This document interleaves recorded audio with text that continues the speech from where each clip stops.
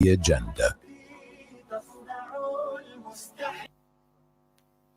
The time is 11:10. You're tuned into the mid-morning talk with me, Fazila Isaac, on Salam Media. Like I said, we are joined by investigative journalist, BBC Africa Eye correspondent, and journalism that matter advocate Henry Kijimwana Mhango. Thank you for joining us, Henry. Thank you so much, Fazira, for giving me an opportunity to speak to the public through this TV today. I really don't take it. Excited to have you on. So tell us, Henry, give us a little bit of insight into yourself. Give us some background into who you are. Thank you so much. To start with, let me say each and every journalist must understand that we are working in an evil world where a small sect of the society would like to be benefiting from the poor and other small groups of the society. These people are making profits from the vulnerable groups. We are talking of children. We are talking of the poor out there in villages. We are talking of women. There are so many people who have become vulnerable to this small sector of people who regard themselves as elite. The people who don't want to be satisfied with what they have. They want to continue exploiting the poor and other marginalized groups so that they can still maintain their elite status in the society. This is what moved me to start. This is what moved me to develop passion in investigative journalism.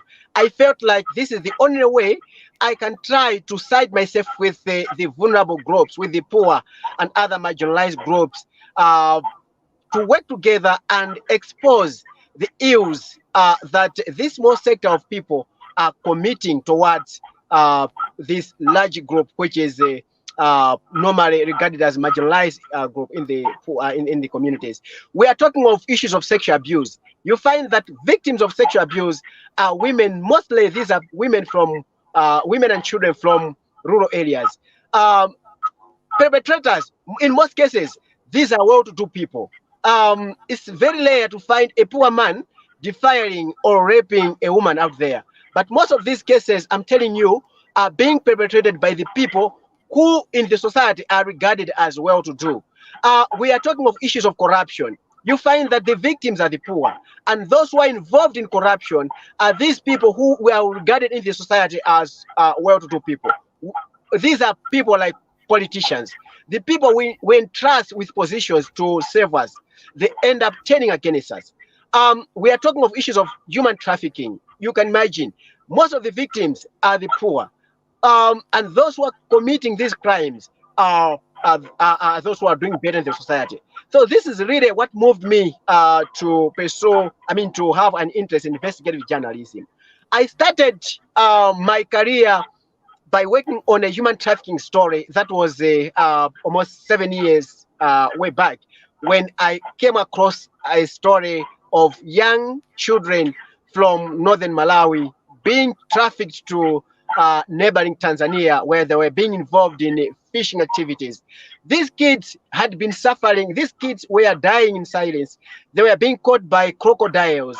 They were dying of water-related diseases, cholera, and no one could speak for them.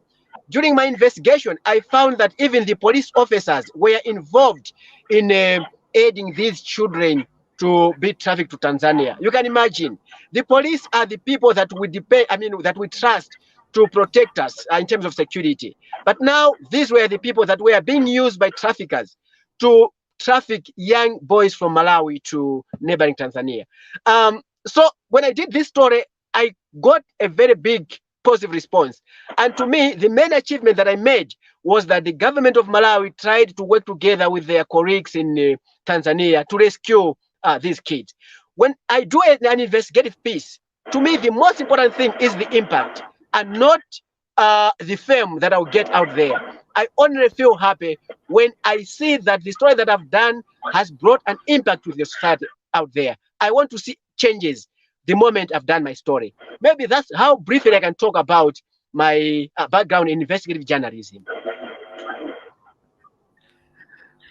Now, Henry, you spoke on so many of the hard-hitting pieces that you come up with.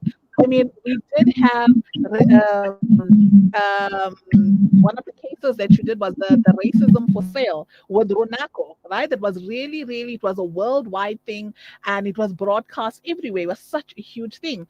And I mean, you have a lot of hard-hitting pieces. You have the human body parts trade in Malawi, the racism for sale in Africa, child trafficking, torturing of children in the camps, and now lately you have the fish for sex trade. So there's so much hard hitting things that obviously people are trying to hide. Like you said, they are targeting the poorer communities when it comes to this. Now, you seem so fearless when it comes to telling these narratives and bringing it out to the forefront. What has been the backlash that you've received from these stories? To be honest, it's 50-50. When I do these stories, I do expect two things. One, I do expect criticisms from my opponents, because normally those who have been benefiting from these crimes won't be happy with me when I expose these stories, because to me it means I'm killing their businesses. But at the same time, I also get positive reaction from those who are also fighting for the marginalized groups. I can also say that I'm also, I mean, in most cases, I also reach situations where I get threats from the people that I investigate, so that they can try to silence me. This is happening in most cases. Sometimes there are situations where you are investigating a story, you reach someone with information, and this person then thinks of betraying you. He tells you the information. Then behind you, he goes to the person that is being investigated and tells him that, you know what, this journalist is investigating you. You should be very careful. The aim of this is for the one who investigate to give out money to the one who is telling him. You can see how complicated this situation, this society is. It's really a delicate situation. Sometimes you find that maybe in the course of your work, you really have problems to trust the person, even the one you are sourcing the information. So, but all in all, I always feel happy that by the end of the day, I end up pursuing a story, and as I said earlier, my story really bring change to the society. I'm not after the fame, I repeat, but to me, the most important thing is to see that someone who was raped there is able to face justice. Someone who abused women out there is able to go through the justice process. And by the end of the day, government and other responsible institutions takes action on these crimes to end, so that the vulnerable communities can enjoy their constitutional rights. You're absolutely doing brilliant work when it comes to that. And I really personally would like to thank you for all of this work that you are putting, and you're putting your life at risk as well. But we're going to speak more about that. We're just going to take a quick short ad break. When we come back, we'll continue with Henry Mhango. Stay tuned.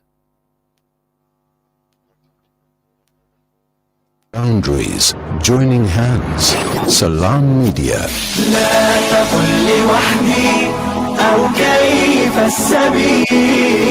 Humanity sets the agenda. There's no smell that takes me back to the comfort of my childhood than the smell of black seed oil being applied by my nanny. Now I'm using tib black seed in my own home to soothe sniffles and coughs, to help with digestion and immunity, and of course, as part of my beauty routine. After all these years, I've come to appreciate the wisdom in finding comfort and shifa in trusted treatments like tib black seed. You can find tib black seed at all leading pharmacies, or find out more at blackseed.co.za. Over 33 million people have been affected by the devastating floods in Pakistan. Homes have been destroyed, crops have been swept away, and roads have been damaged. Families are mourning their loved ones while trying to survive these horrific conditions. Penny Appeal is on the ground now, delivering food, shelter, medical supplies, and water to those in need. You can help save a life by donating today. Visit our website www.pennyappeal.org.za or call 031 1100 573. Penny Appeal, South Africa. Small change, big difference. Shimmer, sparkle, captivate. Nothing less than a masterpiece.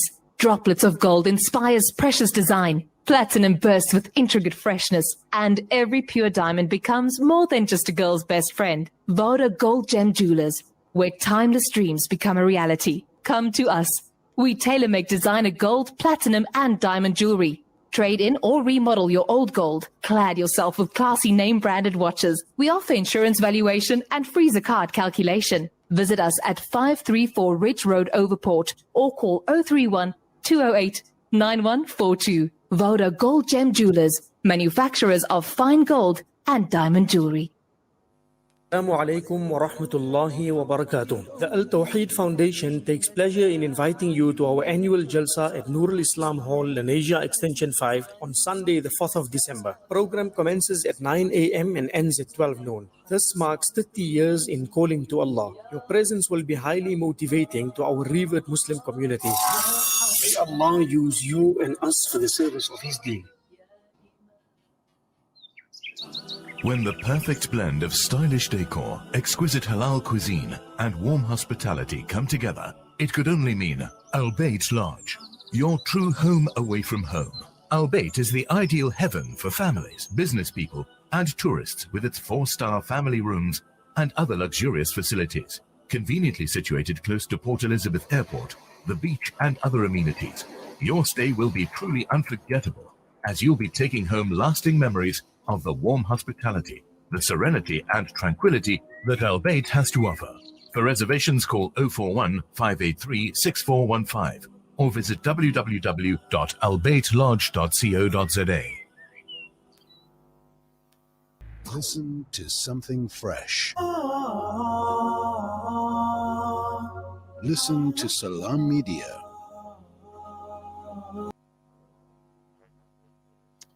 The time is 11:24 on this beautiful Wednesday morning, and you're tuned into the Mid-Morning Talk with me, Fazila Isaac. With us, we do have investigative journalist Henry Kijimwana Mhango, who is speaking to us about some of these hard-hitting pieces that he has made an expose of. So, Henry, you spoke about, people trying to silence you. Now, I know last year there was an attack on you by the Malawi police. Tell us about that. So, as I said that, investigative journalism has been an enemy to those who have been abusing the law, not only in Africa, but I can say in the world as well. Now, like on this particular day, what happened was that I was pursuing a story on COVID-19. By that time, the situation was just worse in Malawi. So I was bringing my piece on COVID-19 situation.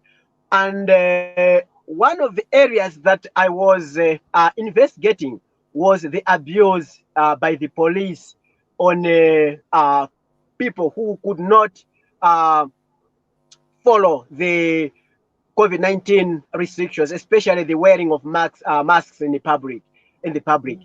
And like on this particular day, I was coming from one of the referral hospitals to appreciate the situation on the ground.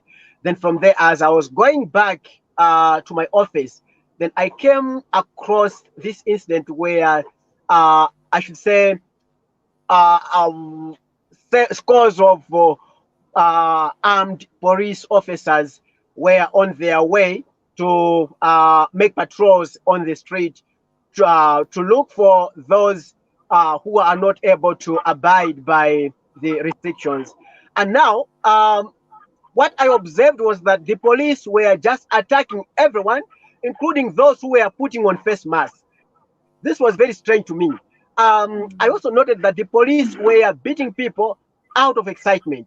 To them, it was no longer enforcing the restrictions, but it was rather trying to enjoy, trying to have entertainment on innocent people. So they could beat up everyone who moves around there. by that time, I was in my face. I wore my face mask as well.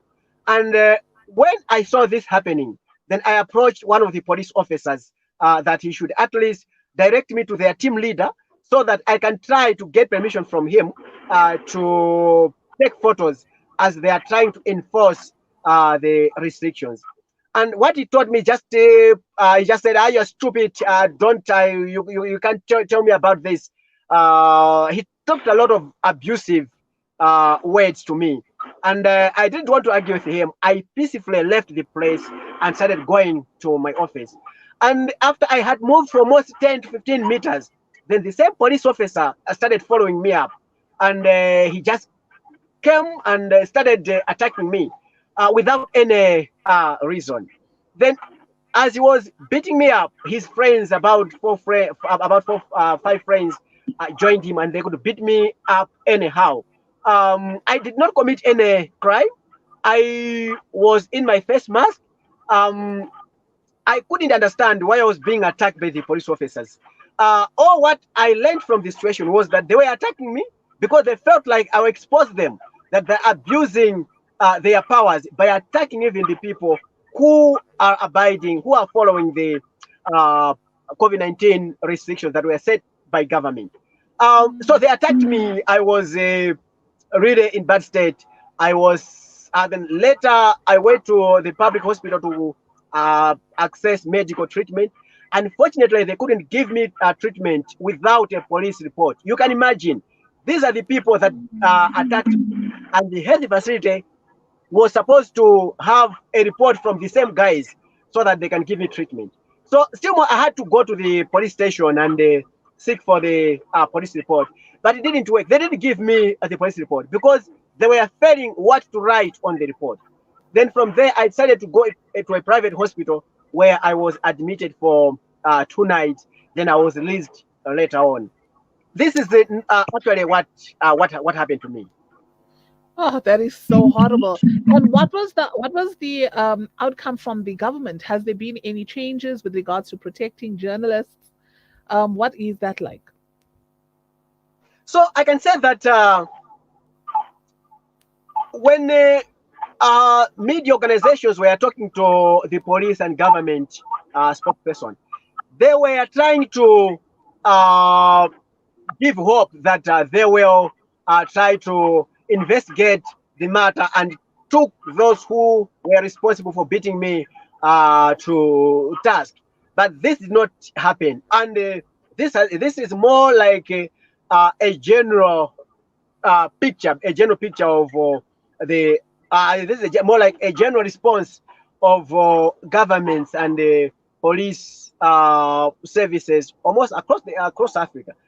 So when they were saying this, I knew that nothing would happen at all.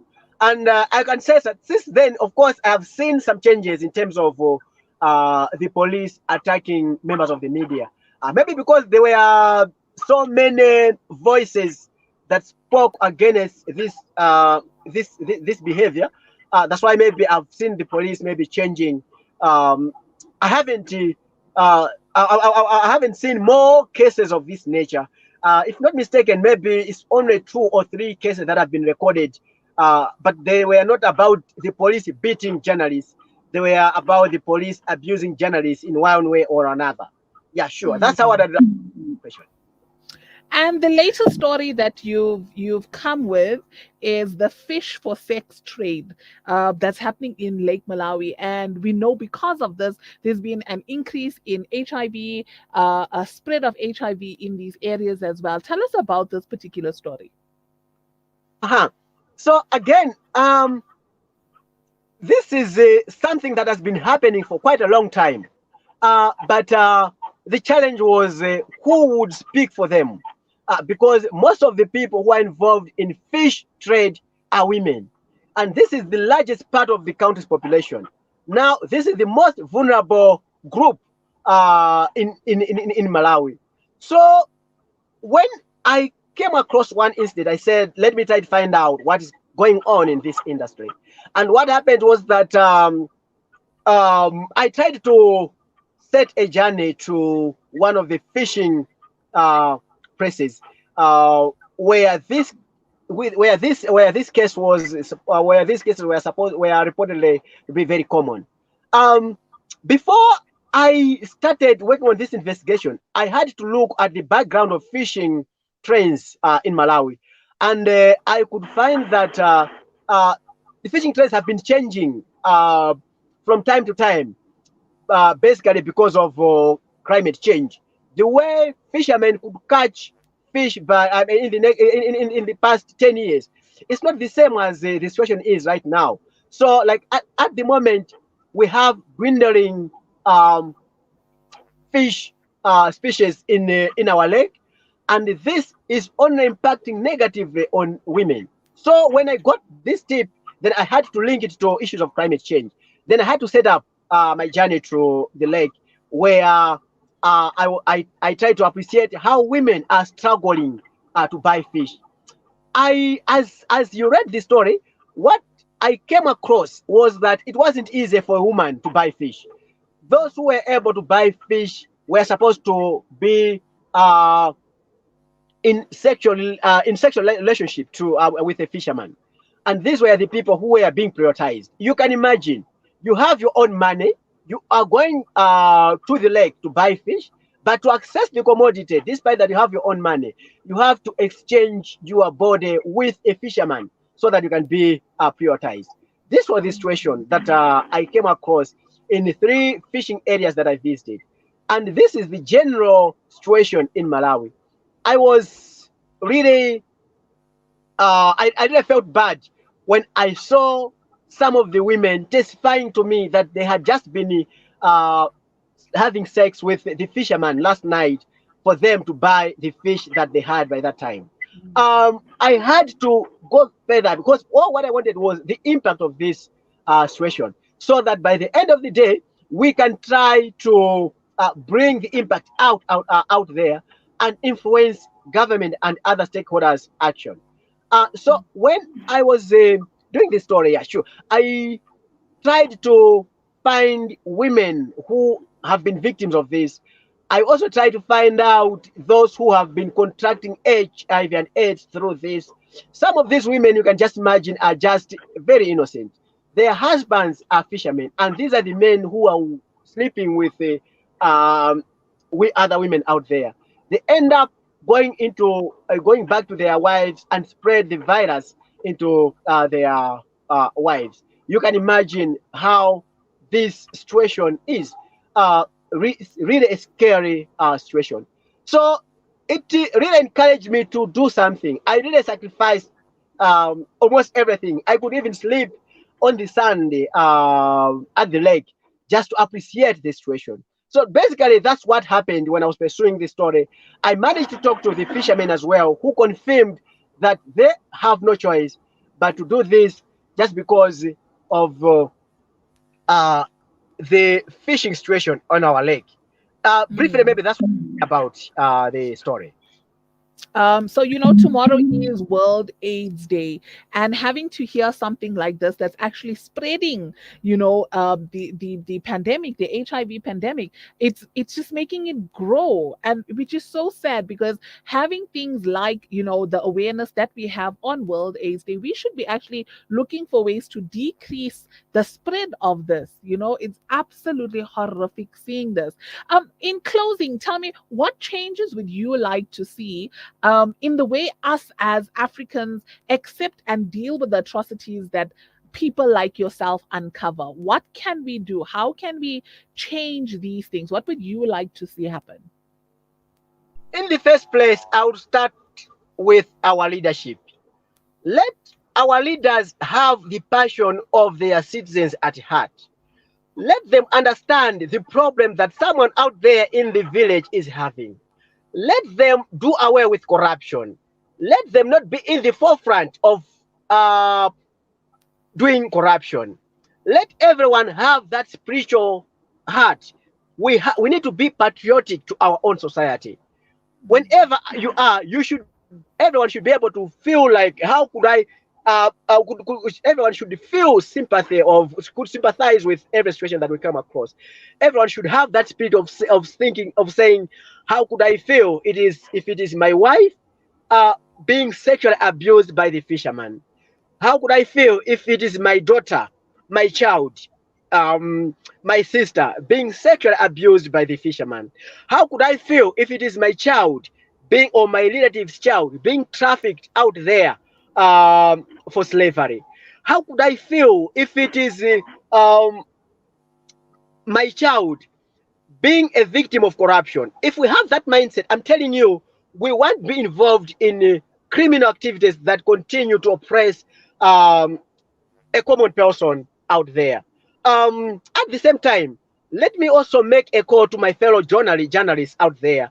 We should stop taking journalism as a field that we can make profits out of it.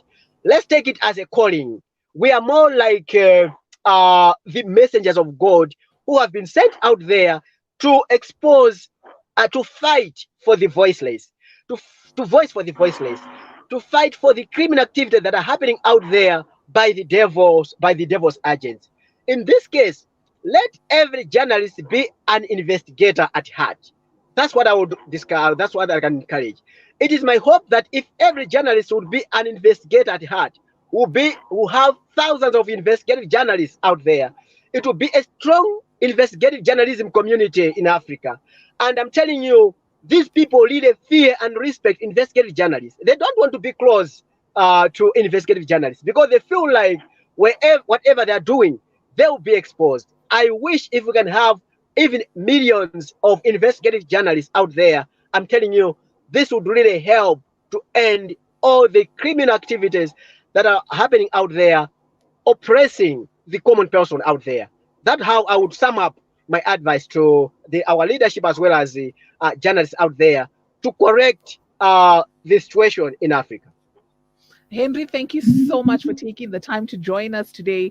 I can tell with the passion that you have for uncovering these truths. Thank you so much for the wonderful work that you do and for taking the time to speak to us today. Have a fantastic day.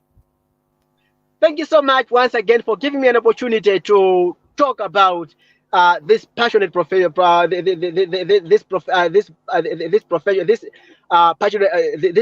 investigative journalism profession that I'm really passionate about it. And please, it is my prayer and request that please continue to be producing such kind of programs that have really impact out there, not only the journalists but to the society as well. Thank you so much once again for giving your time on the TV. Thank you and bye-bye. 100%. Goodbye. Have a good day. That was Henry Kijimwana Mhango, an investigative journalist who is doing phenomenal work in uncovering the hidden truths in all of these horrific incidents that are happening in Africa and the world as a whole. The time is now 11:39. We're going to take a quick short ad break. When we come back, we will be speaking to Lynette Dixon of the Callus Foundation. Stay tuned.